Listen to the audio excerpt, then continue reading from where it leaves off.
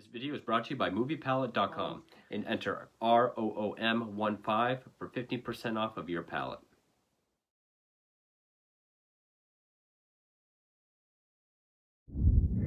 Hey horror fans, welcome back to Road 237, back with another review as I continue my run through of films based on real life serial killers.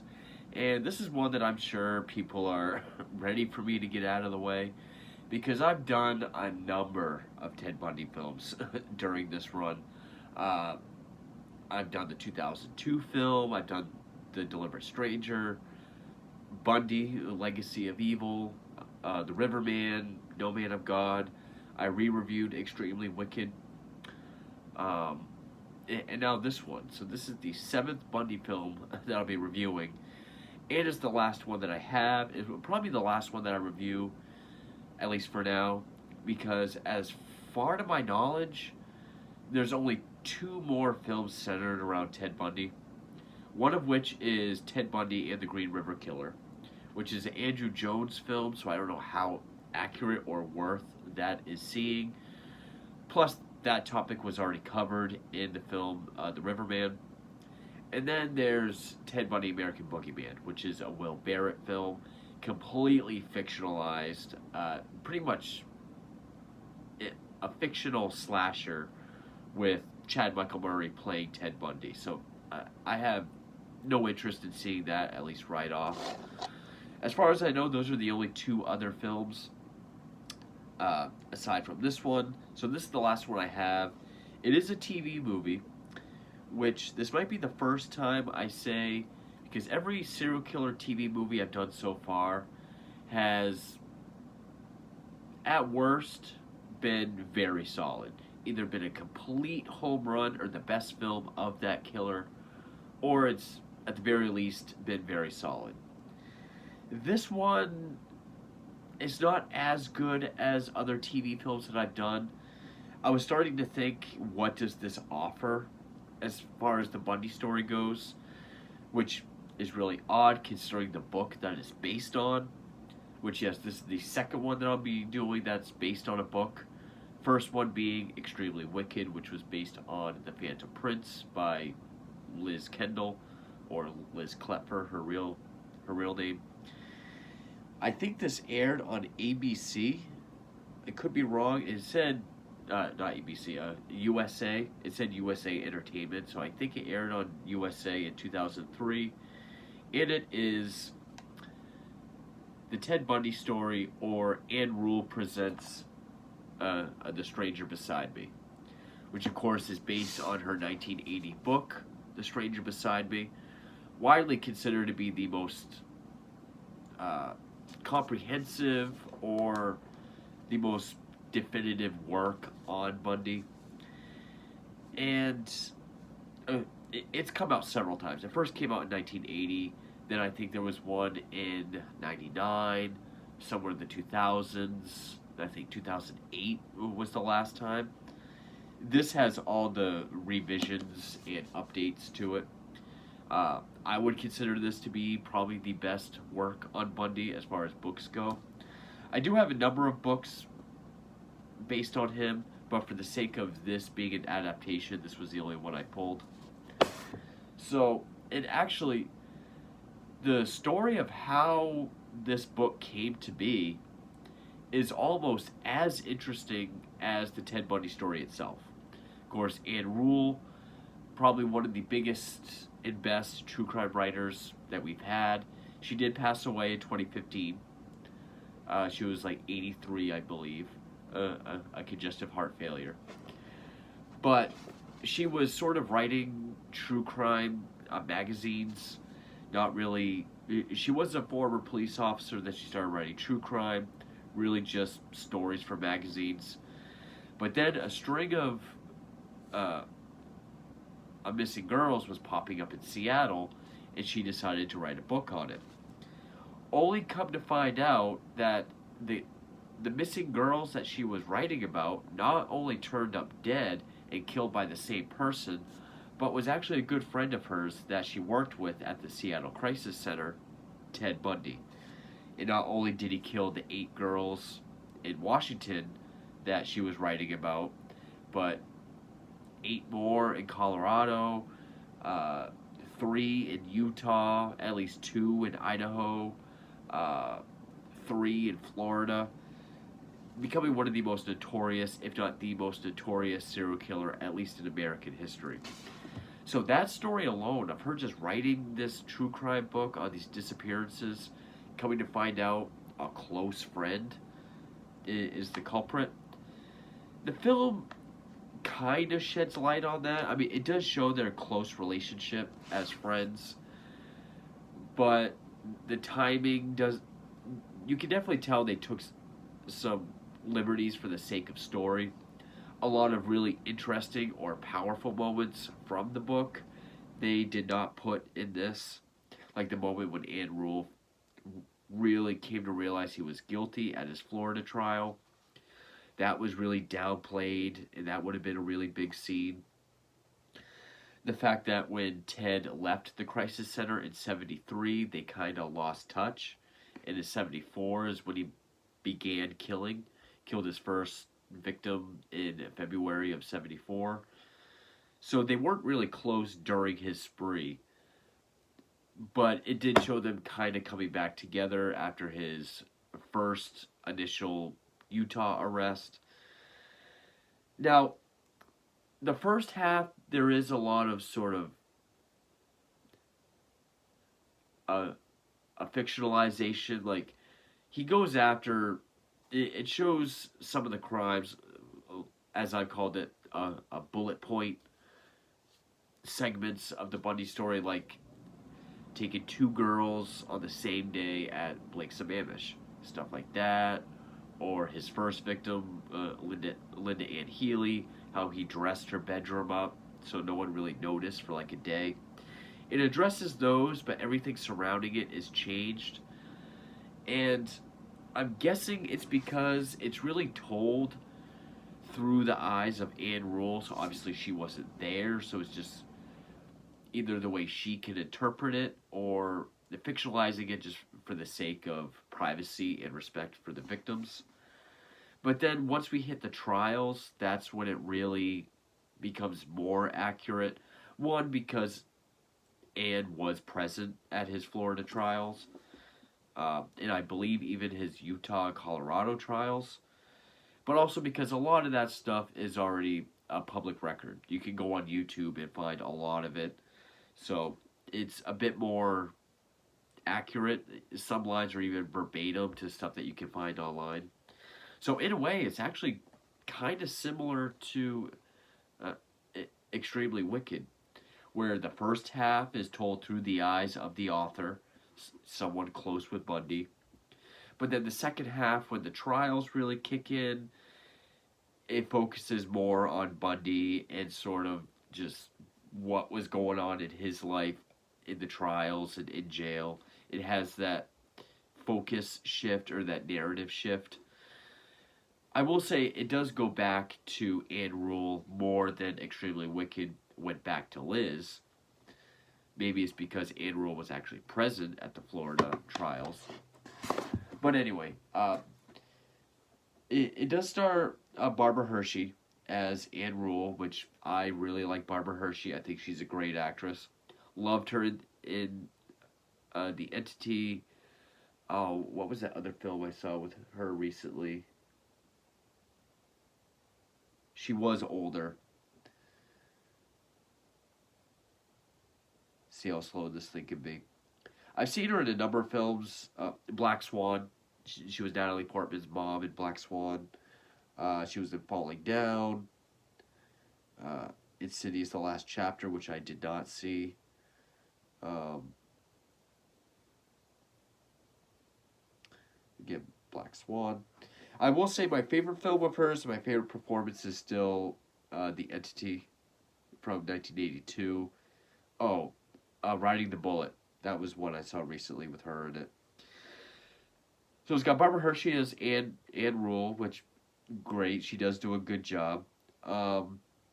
We have Billy Campbell as Ted. He does all right. It's kind of hard to take him too seriously because, like, when he's in Seattle, he's kind of got 70s longer hair. but once he's arrested and goes to jail, he gets this really short haircut that makes him look a lot like Bill Dumphy from Modern Family. Uh, it does. His performance is serviceable. He doesn't really have the charm or charisma, or really be able to he does kind of convey this dead soul or soulless look with his eyes. That's probably the best thing I can say about it. I will say this is one of those Bundy performances where, okay, he might have similar facial features, but he doesn't really look or act like him that much. I don't really want to say he's kind of there, but that's really what it is. There's one character actor I really like. Kevin Dunn. He plays a detective named Dick Reed, who is like the head detective of the Ted case in Seattle. I think he's supposed to be based on Robert Keppel. Almost every name in this movie has been changed. In fact, it says Jay Brazow plays Judge Cowart. His name was not Judge Cowart in the film. That is his real life name. I want to say it was like Hilton or something like that in the film. You got Brenda James, who was the woman from Slither that got really big and all the slugs came out of. She plays Margot, who is based on Liz Klepfer, Ted's girlfriend. I wanted to get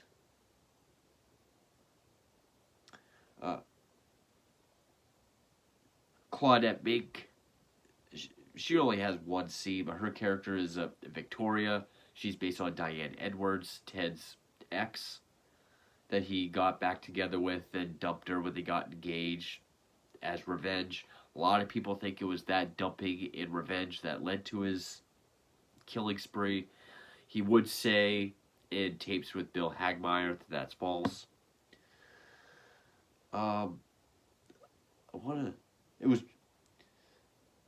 I do have to click on the cast. So before I do that, it was directed by Paul Shapiro, and it was written by Matthew McDuffie and Matthew Tabak. They got the teleplay credits, and Rule got the based on the book credit. What was that one woman's name? Because it does have the Carol Ann Boone character, who is the woman that he married in prison. I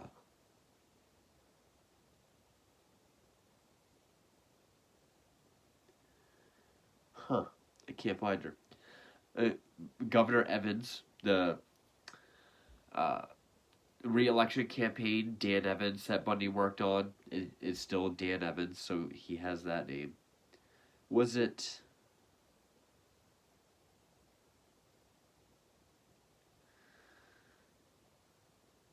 Why can I not find who it was? It wasn't Kelly Park. Maybe it was. Suki Kaiser as Kelly Parker. It has to be. I missed her name. She's the Carol Ann Boone character. Also, who was it? Kimberly Warnock plays Julie Wyatt. Julie Wyatt is the Carol DeRange character, the woman that escaped him in Salt Lake City in November 74, and got pointed him out in the lineup and led to all the trials. So yeah, that's basically it. I did end up taking a lot of notes because I was actually surprised at how much there actually is to say about this film. Again, so like the first half, when it's really being told through Ann Rule's eyes, yeah, a lot of stuff is fictional. Mainly the timeline, how long they're friends, the way some of the murders that they do show, the way some of those are depicted. That's all altered or fictionalized a bit. Also, I don't know how involved, or I don't remember based on reading this, how involved she was with the investigation. I don't know if she was as involved with the police investigation as the film depicts it. I know Anne Rule had 4 children. The only one that it depicts is her daughter Leslie, who I think at the time of the murders was like 16, so they kind of got the age right. Really, the only things that kind of adds that hasn't really been in other films will be, okay, it sort of shows what came of his and Carol Ann Boone's marriage after he was on death row. It mentions some of the stuff that's been widely speculated, like this 8-year-old girl that went missing in 1961 when he was 14. She lived on his paper route. She disappeared. Kind of touches on that and the possibility that it might have been him. The idea that he might be the product of incestuous assault of his grandfather and his mother. It doesn't really delve too much into his past, nor does it really play on his charm or his intelligence. There is a scene where he's with, I think it's a therapist, when he's in jail in either Salt Lake City, because I don't remember if it was before he was extradited to Colorado, but it shows him kind of playing Hannibal Lecter, trying to outsmart the therapist a bit. So it's trying to show his intelligence.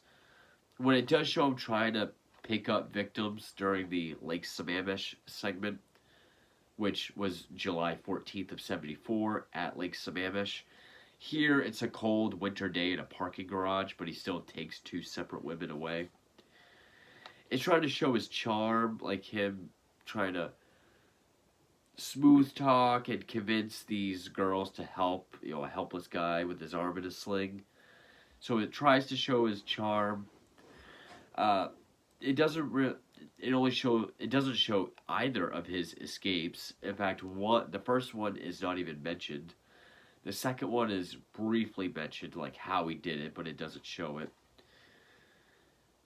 Which would be fine if they could really...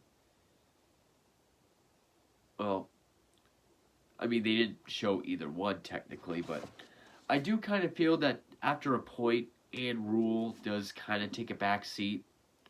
Maybe not to the same length or same extreme that Liz did in Extremely Wicked. But it's also hard to say because she did attend the Florida trial.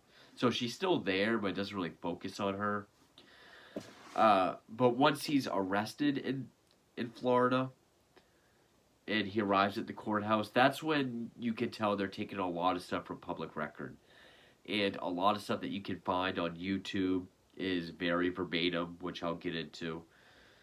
Overall, I mean, does this really add anything? I mean, you look at all the Bundy films that were made at this point. So 2003, we had The Deliberate Stranger. We had Ted Bundy with Michael Riley Burke. And then this. Did this add anything new that the other two did show? I would say not really. Other than his relationship with Anne Rule. That's about it. Which is very interesting. I would almost say, because we have so many Bundy movies, that if it really just focused more on Anne Rule and her writing this book, and then slowly finding out that it could be, it might be, it looks like it is Ted Bundy, her close friend, that would have almost been a more compelling movie. Only because, as I've said before, if you can pick a favorite, the Bundy's always been my number one favorite serial killer. I find him the most fascinating, the most interesting. It's the story that I'm the most well-versed in. But since this is kind of a bullet point film, and a lot of those bullet points are kind of fictionalized, I would have almost just rather been an Anne Rule movie. Just focus on that period of her life where she gets this case/story of a lifetime and finds out it's one of her good friends. I would have almost rather The Stranger Beside Me been about that. Granted, I really do like her book. I do think it is the best work on Bundy. But then again, it is kind of hard to pack all of this up adequately into an 88-minute TV movie. Also, it's only 88 minutes for a TV movie. I mean, normally they're at least, you know, at least all the ones I've seen have been like 3 hours. But so that's probably all I can say about overall about it before I actually get into the scene by scene comparisons. So I guess yeah. So I guess I will just get into the clip notes. So yes, I know this is the 7th time I'm doing this. I probably don't need to do it again, but I've already gotten the habit of it. I do like to do it, in case no one else watches the other Bundy movie reviews. Just sort of a brief clip notes or brief sort of highlights of who the killer is. Ted Bundy was born Theodore Robert Cowell on November 24th, 1946, and he confessed to killing at least 30 young women between January 15th, 74 and February 9th of 78 across 7 states from Washington, Oregon, Utah, Idaho, Colorado, and Florida. He would often feign an injury or a struggle with a fake cast or crutches and books or a suitcase. And when young women would offer to help, he would then club them with a crowbar. He'd abduct them in his VW Bug, which didn't have a passenger seat, drive them to a remote location that he already picked out, where he would sexually assault them and then bludgeon or sometimes strangle them. He would sometimes return to the dump sites to have sex with their corpses, and he also admitted to saving at least 12 heads. In 1975, he was stopped for driving erratically or slowly cruising through a residential area, then speeding when he saw a patrol car, sources pending. And so he was pulled over, and the cop found his, quote, kit, they would call it a rape kit, was found in his car, which had things like a ski mask, duct tape handled crowbar and tire iron, rope, duct tape, pantyhose with eye slits, nylon stockings, handcuffs, stuff like that. And so then he was, a few months later, in October, he was put in a lineup for Carol DeRonch in Salt Lake City for the failed November 8th, 1974 kidnapping. So after sentencing, Bundy escaped twice, once from a second-story courthouse window in Colorado on June 7th, 1977, where he was free for 6 days, and again on December 30th, 1977, climbing through a light fixture in his cell. And in his nearly 2 months of freedom, he made it all the way to Florida, where he attacked and killed 2 and badly injured 2 women at the Chi Omega sorority house, and then attacked and badly injured another woman just 8 blocks away. This was on January 15th of 78. Then on February 9th, 78, he committed his final murder, 12-year-old Kimberly Leach, abducting her outside her junior high school, driving her out to a remote field in a shed, where he sexually abused, assaulted, and killed her. He was soon picked up and put to trial, where he acted as his own attorney, and it was a courthouse circus. It was the first publicized murder trial. He was shown to have a lot of female groupies and fans, despite what he was on trial for. And he was found guilty and sentenced to death for the Chi Omega murders on July 24th of 79. And then later on February 10th, 1980, found guilty and sentenced to death for Kimberly Leach.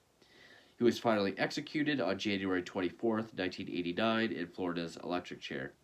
He denied his guilt up until his final days, in which he confessed up to 30 murders, and many believe it was just to save himself and delay his execution. He only gave a true confession to profiler Bill Hagmaier, but also to detectives from the 7 states that he killed in. He did not get his delay, and he was executed. He was known for his handsome looks, charm, and charisma, and also his intelligence and his status as a law student, being active in politics, and all that helped his image and why he wasn't an immediate suspect in the, quote, 10 murders when his girlfriend gave his name to them as a suspect. His name has become synonymous with the term serial killer, even believed to be the first murderer to have the term used to describe him as early as 1981. His looks, intelligence, status, and wide range of geographical attacks led many profilers to rethink their approach to how to profile a killer. Some believe, and even according to Bundy himself, his total victim count may be at least 100. And so now we come to, I guess what you could say, the third film made about Bundy. And so, and yeah, it does, I should have said this earlier, it definitely looks and feels like a TV movie. It has the kind of music and fade to black for the commercial breaks, or scene transitions when something's really intense or emotional or whatever. But it definitely has that look of an early 2000s TV movie. Nothing really fancy with music or editing or cinematography or anything like that. So it opens up Florida, 1978. Which also, first off, the entire film depicts Ted and Anne being friends all the way up until the end. Meeting in 1971, when he first got the job at the Crisis Center in Seattle, and being close friends all the way up until the end. Where in reality, yes, they were very close when he worked at the Crisis Center, but when he left in 73, they kind of fell out of touch. And they really only had sort of a friendly correspondence here and there after he was first arrested in Salt Lake City. So that there kind of alters their relationship, or timeline at least. So opens up Florida in 1978, where he's carrying a young girl across a field to a shed. Has to be Kimberly Leach. His final victim, 12-year-old, which was February 9th of 78. She was found 7 weeks later in a shed near Suwannee Park.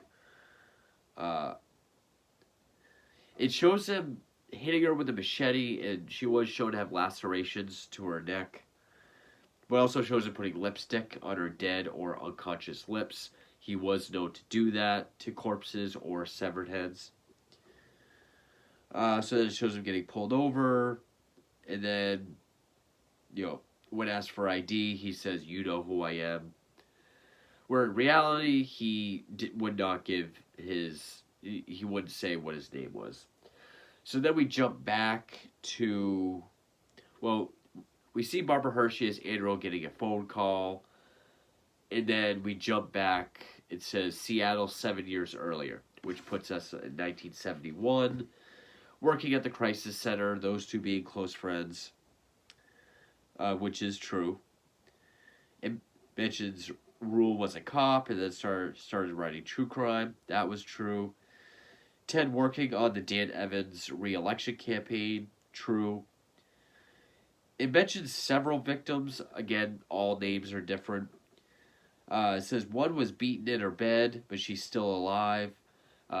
She was in a coma in a hospital for so long. I think that's supposed to be based on Karen Sparks, which was his first attack, January 4th of 74.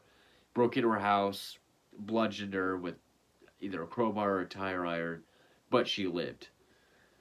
And so then they mentioned that there was another woman who, her bed was made fully, some clothes were taken, so it didn't look like, something had happened.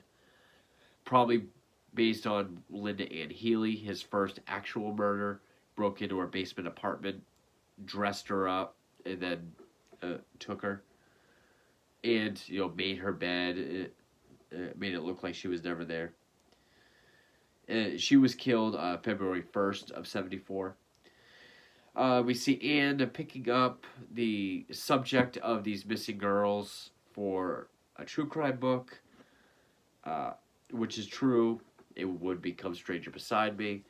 I think there's a lot of lines in here that are kind of foreshadowing, like her publisher or editor, whoever, saying, "This is the book that's going to make your career."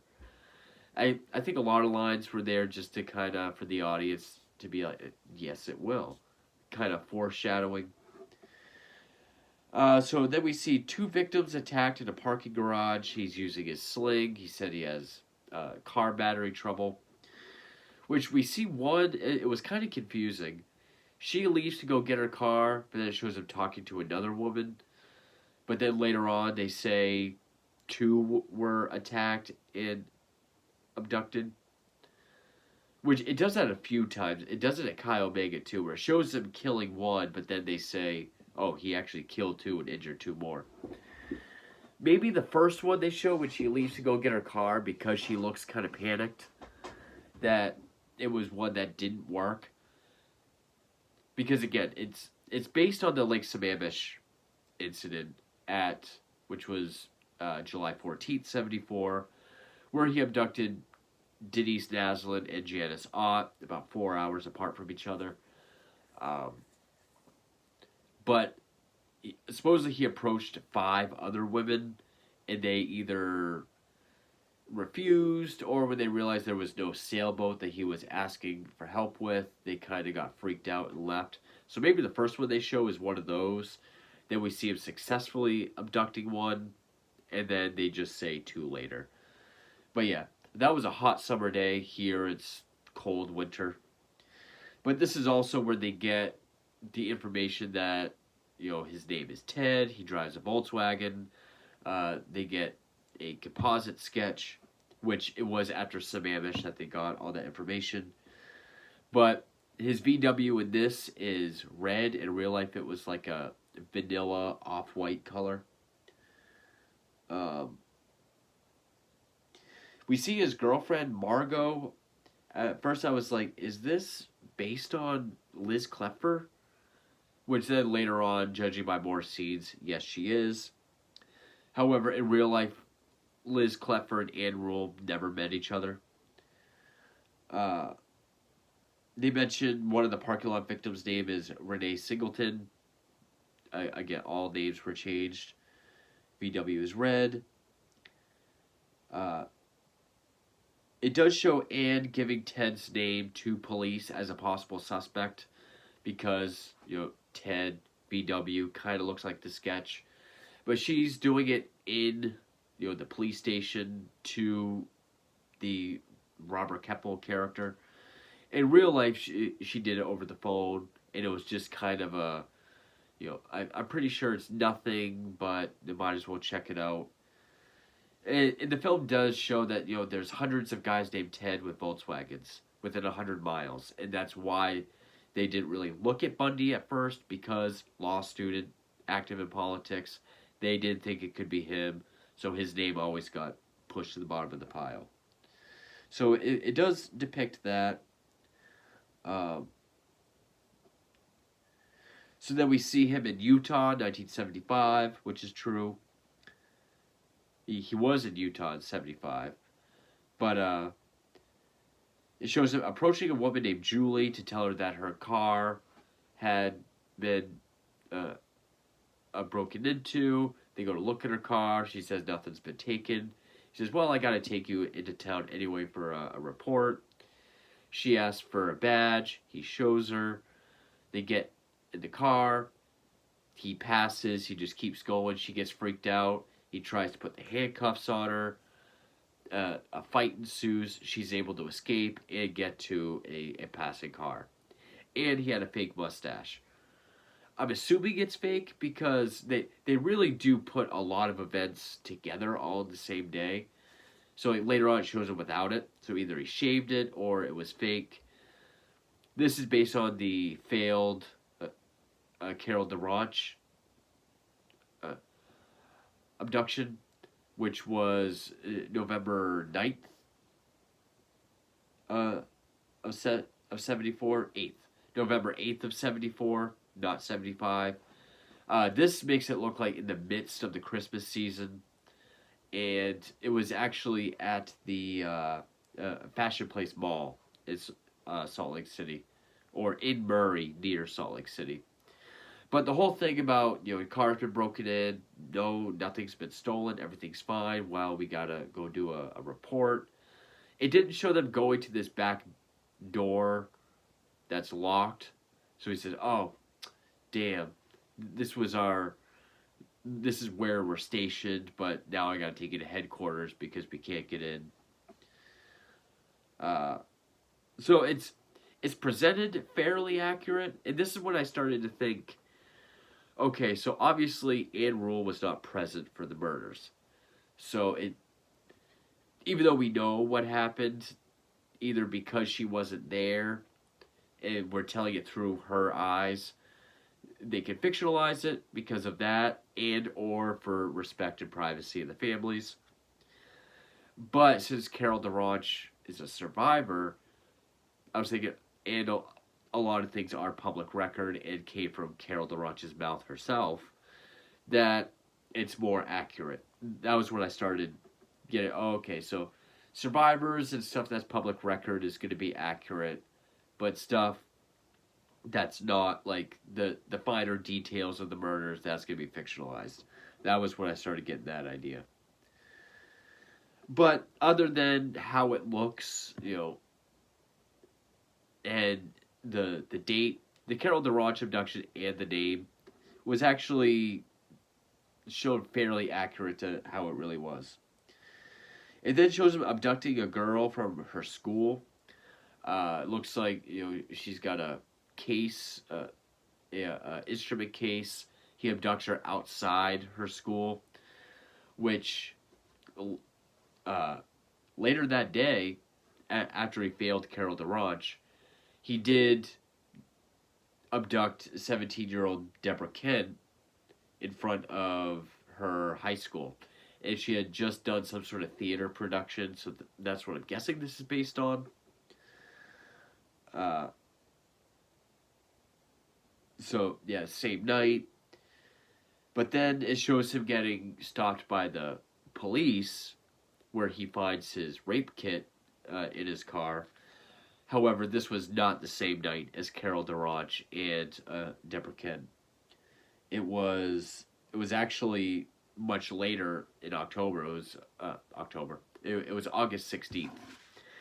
And as I said, he was either swerving and speeding or looking suspicious in a residential area and then speeding in the area of Granger, Utah. Here, he's just sitting in his car. So the cop goes to check him out and finds his kit in the back seat. So they kind of put all three of those events in the same day, even though two of those were in the same day. So then we see, seemingly the same day, that Julie character, they show her Bundy while he's in the interrogation room through the two-way mirror, when in reality, it wasn't until October 2nd, so like 2 months later, was there a lineup that Carol DaRonch was able to look at. Bundy was 7th of 8, and she pointed him out. Not the same night of his arrest or whatever. But I get it. It's 88 minutes. You kind of got to condense everything. So then he's immediately linked to the Seattle girls, which is somewhat true. I think it actually took more time to kind of build the case. But they tell him that they found Carol DaRonch's handcuff key in his car. That wasn't one of the things that they found. But they did go look at his apartment, and they found a bunch of more suspicious things. Ted calls Ann from jail in Salt Lake true, so he could ask her to put a good word in him to her police friends that she used to work with. Margot admits to Ann to giving his name to the police. She says it because, one, their sex was getting more rough, and dangerous. She found a meat cleaver and duct tape handled tire iron. In real life, Liz gave his name to police because, Ted Volkswagen. Also, she found plaster of Paris in his apartment, which he used for his cast. Uh, Women's underwear that wasn't his, and a kitchen knife under his driver's seat. And also, Liz and Anne never met in real life. So then he's on bail. He goes back to Seattle. Shows him and Anne having lunch together at a cafe, which was true. Ted asks if she believes his innocence, and she says, "I'm not fully convinced." He says, "That's okay." That's how that lunch went. That's straight from the book. It says he was raised by a single parent, which is false because his mother married Johnny Bundy when he was 5. Found guilty for aggravated kidnapping, which is true. Goes to Utah State Prison. Anne goes to visit him in Utah, which is true. She also sent him money at times. Like she once sent him $20. He got a haircut. It just shows her visiting him. It says that credit card slips and hair fibers found in his car will link him to the Colorado girls, which there were 3 identified in Colorado. So he's being extradited to Colorado, mainly for the Cheryl Thomas case, which was the woman that he killed at the Wildwood Inn in early 75.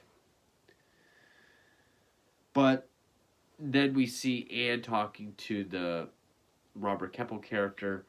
They don't even mention his first escape from the second story window in June of 77. He just says he escaped. He cut out the ceiling tile and he shimmied his way through. He lost enough weight till he could fit, which is true. It was a light fixture. He was able to get it out. He starved himself and he shimmied through. So they only mentioned the second one. Now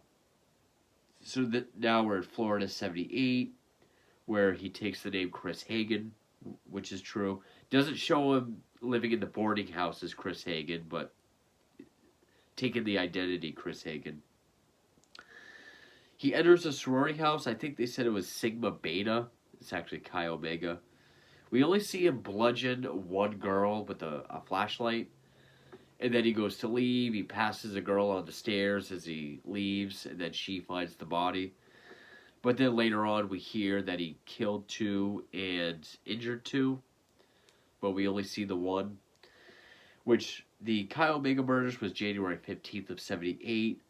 He bludgeoned Margaret Bowman with a piece of oak that he took from outside. And then he strangled her with a nylon stocking. Then he beat and strangled Lisa Levy, bit off her right nipple, left a deep bite mark on one of her buttocks, sexually assaulted her with a hairspray bottle, which ruptured her internal organs. And those 2 he killed, but then he also badly beat Kathy Kleiner and Karen Chandler, but they survived. And the woman he passed on the stairs was Nina Neary. It doesn't show going 8 blocks away to badly beat Cheryl Thomas. Wait. Okay, I messed up. Cheryl Thomas was this woman. Karen Campbell. That's the one from the Wildwood Inn in 75 in Colorado. So it doesn't show him going to the house 8 blocks away, nor does it even show the opening murder with the young girl walking through the field to the shed. It cuts right from there to him being pulled over. So it skips over his final victim again, where, the cop says, driver's license, he says, "You know who I am." Again, he denied his ID. Cop goes to take him out, and it shows sort of a fight or a scuffle trying to get away. he's able to cuff him. Bundy yells, "Shoot me." In real life, Bundy did try to kick the cop's legs and run, but the cop caught up to him, beat, pistol whipped him, but he did ask to be shot. And so then from here on out, it's pretty much... Oh, and also, the woman that he went to bludgeon about 8 blocks away, Cheryl Thomas, I watched a Survivors documentary where, he dislocated her shoulder, broke her jaw, fractured her skull in 5 places, gave her permanent deafness, I think in one ear, and ended her dancing career. There's a very interesting Survivors documentary. So it skips over Kimberly Leach, fighting back the cop, says 2 were killed, 2 survived. So then, from here on, when he's being led into the courthouse, from here on out, there's a lot of factual stuff that is almost verbatim to what you can find, like, on YouTube. First of which is the indictment reading, which he doesn't say, I'll plead not guilty right now. He's in an orange jumpsuit instead of a blue one. But he says things like, you've already got the indictment. That's all you're going to get. And stuff like, I've been kept in isolation. You've been able to talk to the press. Now it's my turn. I will be heard. So a lot of that is verbatim.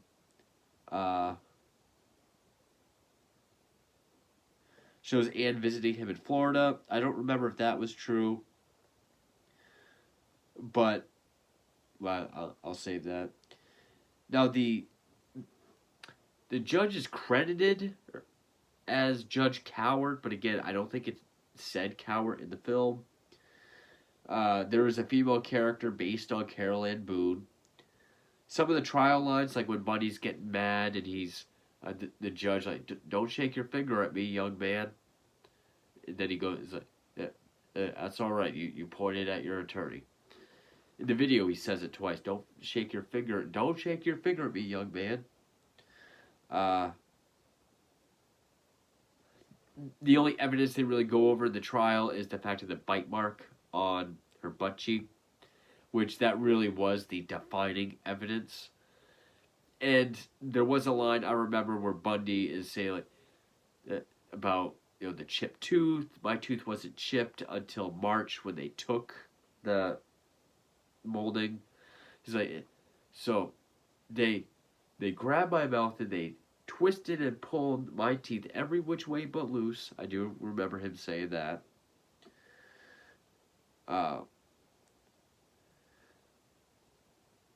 Also, so then it shows Anne going to talk to Louise Bundy, his mother, which I do believe she did. Wait, are these backwards?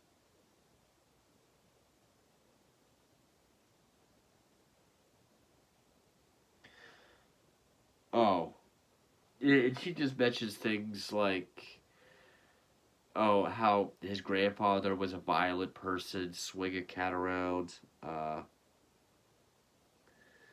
fact, he believed his mother was his sister till he was about 20. And then the whole thing about a young girl vanishing, they say 1962. It was 1961. It was Anne Marie Burr, 8-year-old, when he was 14, and how she may have believed he abducted her. I believe this is Louise Bundy, which if it is, I don't think she ever believed her son did anything. But it also shows Anne talking to this woman named Victoria, based on Diane Edwards, who was his ex up until 1968. Then she dumped him, so then he turned his life around, law school, politics, dressed nice. He won her over. They got back together. They got engaged. And then, he just ghosted her for like a month. And then she said, when she finally got a hold of him and asked what was going on, he said, "I don't know what you're talking about," which is true. And how it was January 2nd, 1974, which is around the same time. And then Anne Rule says, his first victim was attacked January 4th, which was Karen Sparks, even though she lived. And so, really playing on the speculation that the being dumped is really what led him to this killing spree of killing women. It started out as revenge, but that wasn't sweet enough, so he went on to do these. Bunny himself has debunked that. So then we get to the day of the sentencing, which before that he was found guilty, and we hear the well, no, not quite. So it is the day of the sentencing, and he proposes to the Carol Ann Moon character while she's on the stand. The day of sentencing, which is true. So then I find it absurd to ask for mercy for something I did not do. A lot of that is verbatim, and that was done before sentencing, so it did get that right. So then after he's given the death sentence, it does do almost verbatim Judge Cowart's, like, take care of yourself, and I mean that, take care of yourself. You're a bright young man, you would have made an excellent lawyer, I would have loved to see you practice in front of me. But you went a different way, partner. It is a shame to see the complete waste of humanity that has been displayed in this courtroom. So that was pretty much verbatim. So then we see him trying to do his appeals. Kelly, but Carol Ann Moon is pregnant. That's true. Rosa Bunny was conceived and born in 1982. Ann visits Ted on death row. I don't remember if that's true, but he feeds her a story about how he was probably the product of incestuous assault, grandfather and mother, and how it gave birth to a monster. He's like, is that what you want to hear? Is that why you came here? I don't remember in the book if that happened, but she's trying to get answers. Now, what I meant to say was, in the book, she lets go of all possibilities of him being innocent when they present the bite mark evidence and how his teeth match it. In the book, when she realized that and that he was guilty, she ran to the ladies' room and vomited and accepted his guilt. Here, though, it's very downplayed. They present that evidence, and she's just like, they got him. It puts him at the scene, and that's it. That could have been a really powerful scene, especially if you're telling the story about a true crime writer who finds out that the perpetrator of the book she's writing is her good friend. You'd think that would have been a very powerful scene, but they didn't go that far. Anyway, it's always been speculation that he was the product of that kind of assault. Carol leaving Ted, which, yes, and no movie's done that before. It shows, Rosa's about 4, so that puts it at about 1986, which is when she did legally divorce him and move back to Washington. Supposedly it was because, once he started doing all the confession tapes, she just couldn't take it, and I guess the reality of his guilt set in. Ted tried to buy time with all of his confessions, true. Then it just shows Ted's execution. It shows him saying, give my love to my family and friends, which were his last words. They don't shave his head or anything. They just put him in the chair, put the thing on, and then we cut to the next scene.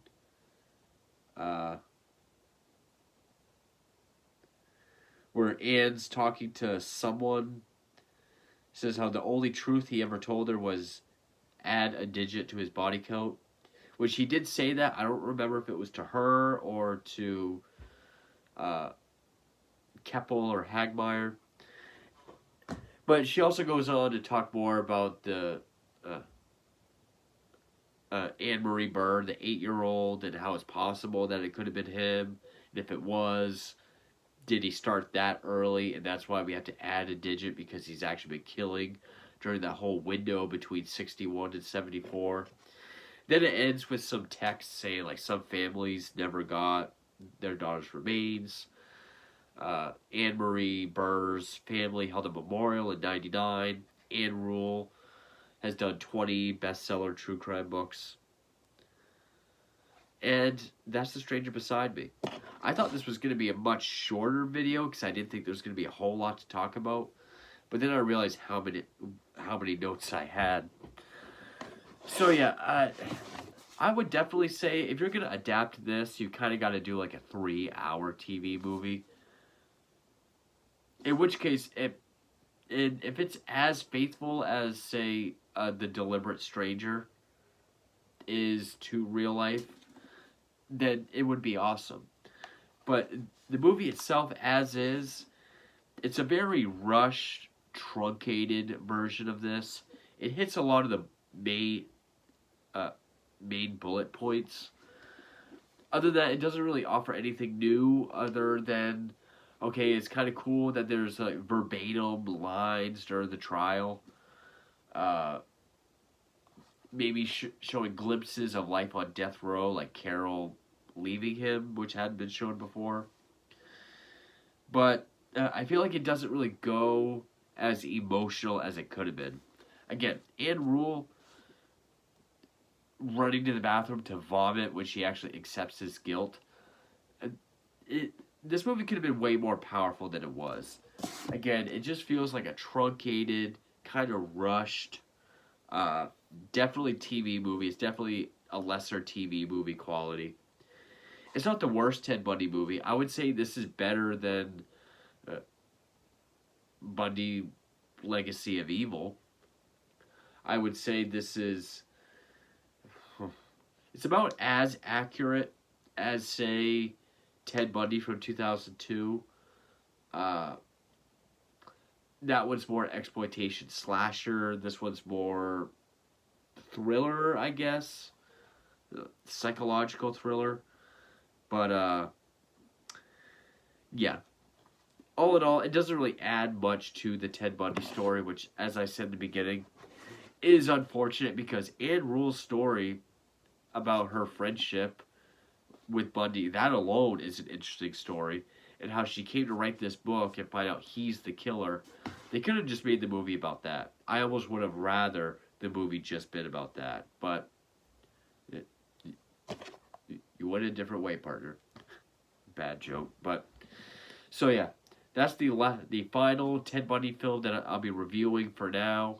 Again, there's one more I could check out, and then another one that I have no interest in seeing.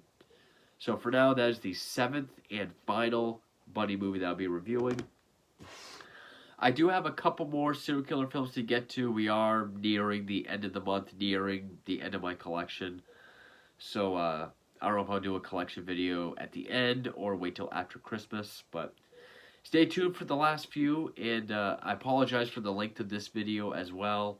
Sorry these have been so long, but anyway, thank you for watching.